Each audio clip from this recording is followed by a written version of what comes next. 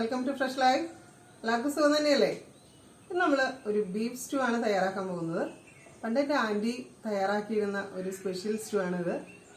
Common ആയിട്ട് നമ്മൾ കണ്ടുവരുന്നത് തന്നെയാണ്, പക്ഷെ നല്ല ടേസ്റ്റാണ്. അപ്പത്തിൻ്റെ കൂടെയാണ് ആൻറ്റി മിക്കവാറും അത് എനിക്ക് തരാറുള്ളത്. ഇത് നമുക്ക് തയ്യാറാക്കാം. വളരെ എളുപ്പത്തിൽ തന്നെ നമുക്ക് ഇന്നത്തെ ബീഫ് സ്റ്റൂ തയ്യാറാക്കാം കേട്ടോ. സ്റ്റൂ തയ്യാറാക്കാനായിട്ട് നമുക്ക് വളരെ കുറച്ച് ഇൻഗ്രീഡിയൻസ് മാത്രമേ ആവശ്യമുള്ളൂ. ആദ്യം തന്നെ നമുക്ക് അതിനുള്ള മസാലകൾ എടുത്തു വയ്ക്കാം. ഞാനിവിടെ 5-6 പേർക്ക് കഴിക്കാവുന്ന അളവിലാണ് ഇന്നത്തെ സ്റ്റൂ തയ്യാറാക്കുന്നത്. അതിനായിട്ട് 1 ഇഞ്ച് നീളത്തിൽ ഒരു പീസ് ഇഞ്ചി എടുത്തു വയ്ക്കുന്നുണ്ട്. അത് നമുക്കൊന്ന് ചെറുതായിട്ട് കട്ട് ചെയ്ത് വയ്ക്കാം. ഇനി എടുത്തിരിക്കുന്നത് കുരുമുളകാണ്. ഏകദേശം ഒരു 20 മണി കുരുമുളകൊക്കെയാണ് ഞാൻ ഈ കൂട്ടിലേക്ക് എടുത്തു വെച്ചിരിക്കുന്നത് കേട്ടോ. ഇനി ഒരു 3 സ്പ്രിങ് കറിവേപ്പില എടുത്തിട്ടുണ്ട്. 5 ഏലക്ക എടുത്തു വെച്ചിട്ടുണ്ട്. പിന്നെ എടുക്കുന്നത് 4-5 ഇഞ്ച് നീളത്തിലുള്ള ഒരു കറുകപ്പട്ട. അത് നമുക്ക് കയ്യിലൊന്ന് വെച്ച് ചെറുതായിട്ടൊന്ന് ഒടിച്ച് എടുത്തു വയ്ക്കാം. അതുപോലെ തന്നെ ഒരു 5 ഗ്രാമ്പും എടുക്കുന്നുണ്ട്. ഇനി ഇതിലേക്ക് ഉരുളക്കിഴങ്ങാണ് വേണ്ടത്. 2 മീഡിയം സൈസിലുള്ള ഉരുളക്കിഴങ്ങ് എടുത്തു വെച്ചിട്ടുണ്ട്. അതുപോലെ തന്നെ 2 മീഡിയം സൈസിലുള്ള ക്യാരറ്റും. ഇനി വേണ്ടത് ഒരു പിടി ഗ്രീൻ പീസാണ്. അത് ഓവർനൈറ്റ് നമുക്ക് സോക്ക് ചെയ്ത് വെക്കാം. അതല്ലെങ്കിൽ 5-6 മണിക്കൂർ നമുക്ക് വെള്ളത്തിലിട്ട് കുതിർത്ത് വെക്കാം കേട്ടോ. 1 മുറി തേങ്ങയാണ് ഞാൻ ഇതിലേക്ക് എടുത്തിരിക്കുന്നത്, അല്ലെങ്കിൽ 1 കപ്പ് തേങ്ങ. ഈ ഒരു അളവിൽ നമുക്ക് തേങ്ങ എടുത്ത് അതിന്റെ 1-ാം പാലും 2-ാം പാലും വേർതിരിച്ച് എടുത്തു വെക്കണം. അതോടൊപ്പം ബീഫ് സ്റ്റൂവിന്റെ മെയിൻ ഇൻഗ്രീഡിയന്റ് ആയ ബീഫ് തന്നെ നമുക്ക് എടുക്കാം. ബീഫ് അധികം നെയ്യില്ലാത്ത, അതായത് നമ്മൾ കട്ട്ലേറ്റിനൊക്കെ ഉപയോഗിക്കുന്ന പോലെയുള്ള ബീഫില്ലേ, അതാട്ടോ നമുക്ക് ഇതിന് ഉപയോഗിക്കേണ്ടത്.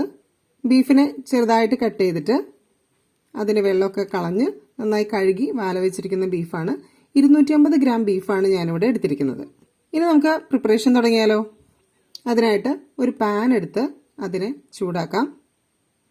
ഈ പാൻ ചൂടായി വരുമ്പോൾ നമുക്കതിലേക്ക് 1 ടേബിൾ സ്പൂൺ നെയ്യ് ചേർത്ത് കൊടുക്കാം.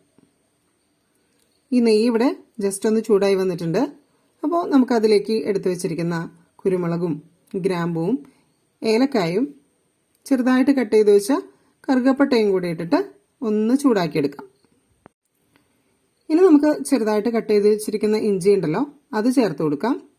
അതോടൊപ്പം തന്നെ 2 സ്പ്രിങ് കറിവേപ്പിലയും കൂടെ ഈ സമയം നമുക്ക് അതിൽ ചേർത്ത് നന്നായിട്ടൊന്ന് ഇളക്കിയെടുക്കാം. ഇനി ഇതെല്ലാം നന്നായിട്ടൊന്ന് റോസ്റ്റ് ആവട്ടെ കേട്ടോ. ഇത് നന്നായിട്ട് റോസ്റ്റ് ആയിട്ട് വരുമ്പോൾ നമുക്കിതിലേക്ക് പച്ചമുളക് ചേർത്ത് കൊടുക്കണം. 8 പച്ചമുളകാണ് ഞാനിവിടെ എടുത്തിരിക്കുന്നത്. നമുക്ക് ഈ ബീഫ് സ്റ്റൂ തയ്യാറാക്കുമ്പോൾ പച്ചമുളകും കുരുമുളകും മാത്രമേ അതിന് എരിവിനായിട്ട് നമ്മൾ ചേർക്കുന്നുള്ളൂ. മറ്റ് മസാലകളൊന്നും ചേർക്കാത്തതുകൊണ്ട് നമുക്കിവിടെ ഒരു 8-9 ഒക്കെ പച്ചമുളക് എരിവിനായിട്ട് ചേർത്ത് കൊടുക്കണം കേട്ടോ. നിങ്ങളുടെ എരിവിൻ്റെ തോതനുസരിച്ച് നമുക്കിതിൻ്റെ എണ്ണം അല്പം ഒന്ന് അങ്ങോട്ടും ഇങ്ങോട്ടൊക്കെ വ്യത്യാസപ്പെടുത്തിയെടുക്കാം. ഇനി ഈ ചേരുവകൾ നമുക്കെല്ലാം കൂടെ ഒന്ന് നന്നായിട്ട് ഇളക്കി ഒന്ന് റോസ്റ്റ് ചെയ്ത് വരണം. ഇതെല്ലാം കൂടെ ഒന്ന് റോസ്റ്റ് ചെയ്ത് വരുമ്പോൾ നമ്മൾ ചോപ്പ് ചെയ്ത് വെച്ചിരിക്കുന്ന 2 സബോള അത് ചേർത്ത് കൊടുക്കണം. ഈ സബോളയെ നന്നായിട്ടൊന്ന് വഴറ്റി കൊടുക്കാം. ഇതൊന്ന് നന്നായിട്ട് വഴന്നു വന്നു കഴിഞ്ഞാൽ നമുക്ക് എടുത്തു വെച്ചിരിക്കുന്ന ബീഫ് ഇതിലേക്ക് ചേർത്ത് കൊടുക്കാം കേട്ടോ. ഇനി ബീഫ് ഇതിലേക്ക് ഇളക്കി ഇതിനുള്ളിലുള്ള വെള്ളമൊക്കെ ഉണ്ടല്ലോ, അതൊക്കെ ഒന്ന് ചെറുതായിട്ടൊന്ന് വറ്റി വരട്ടെ. ഇതൊന്നൊരു പാകമായതിനു ശേഷം നമുക്കിതിലേക്ക് 1 ഗ്ലാസ് വെള്ളം ചേർത്ത് കൊടുക്കണം. ഇതൊന്ന് ചെറുതായിട്ട് തിളച്ച് വരുമ്പോഴേക്കും നമുക്കിതിലേക്ക് ഒരു 1/4 ടേബിൾ സ്പൂൺ ഉപ്പ് ചേർത്ത് കൊടുക്കാം. ഇനി നമുക്ക് ലിഡൊന്ന് നന്നായിട്ട് അടച്ചു വെച്ച് ഈ ബീഫും മസാലകളും കൂടെ ഒന്ന് വേവിച്ചെടുക്കാം. നമുക്കിപ്പോൾ ഈ ചെയ്ത പ്രോസസ്സ് ഉണ്ടല്ലോ, ഇതൊക്കെ നമുക്ക് കുക്കറിൽ തന്നെ വേണമെങ്കിൽ ചെയ്യാം കേട്ടോ. ഞാനിത് ഒന്നുകൂടെ നന്നായിട്ട് കാണുന്നതിനും നമ്മളിപ്പം വീഡിയോ ചെയ്യുമ്പോൾ നന്നായിട്ടൊന്ന് കാണുന്നതിന് വേണ്ടിയിട്ടാണ് ഇതുപോലെ കടായിലിട്ട് ചെയ്തിട്ടുള്ളത്. കുക്കറിൽ തന്നെയാണെങ്കിൽ നമുക്കിതെല്ലാം കുക്കറിൽ തന്നെ ചെയ്ത് കുക്കർ അടച്ചു വെച്ച് നമുക്ക് ബീഫിനെ നന്നായിട്ടൊന്ന് വേവിച്ചെടുക്കാം. കുക്കറിലാണ് നമ്മൾ ബീഫ് വേവിക്കുന്നതെന്നുണ്ടെങ്കിൽ നമുക്ക് ഹൈ ഫ്ലെയിമിലിട്ട് 2 വിസിൽ കൊടുക്കാം. അതിനുശേഷം ലോ ഫ്ലെയിമിലിട്ട് 4 വിസിൽ വരുന്നവരെ ഒന്ന് വേവിച്ചെടുക്കണം. ബീഫിൻ്റെ അളവ് കുറവായതുകൊണ്ട് കുറച്ച് കൂടുതൽ സമയം എടുക്കും കേട്ടോ ബീഫ് വേവാനായിട്ട്. അപ്പോൾ നമ്മൾ അതിൻ്റെ വേവ് ഒന്ന് നോക്കുക. അതുപോലെ തന്നെ നമ്മൾ പാനിൽ വെച്ചാണ് വേവിക്കുന്നതെന്നുണ്ടെങ്കിൽ കുറച്ചുകൂടെ വെള്ളം കുറയുന്നതിനനുസരിച്ച് നമ്മൾ ഇടയ്ക്കൊന്ന് ചേർത്ത് കൊടുക്കണം. എന്നിട്ട് ബീഫൊക്കെ ഒന്ന് നന്നായിട്ട് ഇളക്കി കൊടുത്തിട്ട് വേണം പാനിലാണെങ്കിൽ നമ്മളത് വേവിച്ചെടുക്കാനായിട്ട്. ഇപ്പോൾ ഈ കൂട്ടുകളെല്ലാം കൂടെ നന്നായിട്ടൊന്ന് ചേർന്ന് യോജിച്ച് വെന്ത് വന്നിട്ടുണ്ട്. നമുക്കിനി ബാക്കിയുള്ള ചേരുവകൾ കൂടി വേവിച്ചെടുക്കാനായിട്ട് ഈ വേവിച്ച് വെച്ചിരിക്കുന്ന ബീഫ് മസാല അത് നമുക്ക് ആദ്യം തന്നെ കുക്കറിലേക്ക് ഇട്ട് കൊടുക്കാം. ഇനി അതിലേക്ക് ചെറുതായിട്ട് കട്ട് ചെയ്ത് വെച്ചിരിക്കുന്ന ക്യാരറ്റ് ചേർത്ത് കൊടുക്കാം. ഇനി നമുക്ക് ഉരുളക്കിഴങ്ങ് കട്ട് ചെയ്ത് വെച്ചിരിക്കുന്നത് ചേർക്കാം. അടുത്തതായിട്ട് നമുക്കിതിലേക്ക് ഗ്രീൻ പീസും ചേർത്ത് കൊടുക്കാം. നമ്മൾ ഈ ബീഫ് സ്റ്റൂവിലൊക്കെ ഈ ഒരു ഷേപ്പിലാണ് ഈ പച്ചക്കറികൾ യൂസ് ചെയ്യാറ്. ഇനി ഇതിലേക്ക് നമുക്ക് തയ്യാറാക്കി വെച്ചിരിക്കുന്ന തേങ്ങാപ്പാൽ, അതായത് 2ാം പാല് മാത്രം ഇപ്പോൾ ചേർത്ത് കൊടുക്കാം. ഇനി കുക്കർ അടച്ചു വെച്ചിട്ട് ഒരു 2 വിസിൽ വരുന്നവരെ നമുക്ക് വേവിച്ചെടുക്കണം കേട്ടോ. ഇതപ്പോൾ വെന്ത് ഇതെല്ലാം നല്ല പാകമായിട്ടുണ്ട് കേട്ടോ. ഇനി ഇതിലേക്ക് നമുക്ക് തേങ്ങയുടെ 1ാം പാല് ചേർത്ത് കൊടുക്കാം. 1ാം പാല് ചേർത്ത് കഴിഞ്ഞാൽ അധിക നേരം തിളച്ചു പോകേണ്ടതില്ല.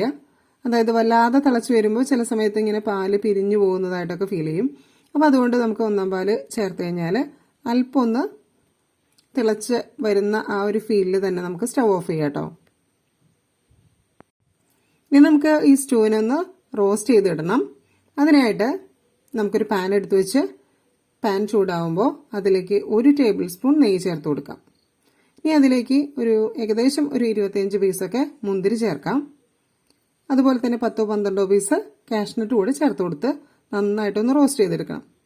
ഒരു ബ്രൗൺ നിറമാകുന്നതുവരെ കാഷ്നട്ടും അതുപോലെ തന്നെ മുന്തിരി ഒരു ബോൾ ഷേപ്പിലൊക്കെ വരുന്നവരെയും ഇട്ട് നമുക്കൊന്ന് റോസ്റ്റ് ചെയ്തെടുക്കാം. ഇനി ഇത് നമുക്ക് സ്റ്റൂവിലേക്ക് ചേർത്ത് കൊടുക്കാം. ഇതാ ഇവിടെ നമുക്ക് വളരെ സൂപ്പർ ടേസ്റ്റി ആയിട്ടുള്ള ബീഫ് സ്റ്റൂ തയ്യാറായി. അപ്പത്തിൻ്റെ കൂടെയോ ബ്രെഡിൻ്റെ കൂടെയോ പത്തിരിയുടെ കൂടെയോ ഒക്കെ കഴിക്കാവുന്ന സ്റ്റൂ ആണ് ഇവിടെ റെഡി ആയിരിക്കുന്നത്. തനി നാടൻ സ്റ്റൈലിലുള്ള ഒരു ബീഫ് സ്റ്റൂ ആണ് നമ്മളിന്ന് തയ്യാറാക്കിയത്. അപ്പോൾ എല്ലാവരും ഈ സ്റ്റൂ ഒന്ന് തയ്യാറാക്കി നോക്കണം. ഈ വീഡിയോ നിങ്ങൾക്ക് ഇഷ്ടപ്പെട്ടാൽ ഇതൊന്ന് ലൈക്ക് ചെയ്യണം, ഷെയർ ചെയ്യണം. അതുപോലെ തന്നെ നിങ്ങളുടെ വിലയേറിയ അഭിപ്രായങ്ങൾ നിങ്ങൾ അറിയിക്കണം. താങ്ക്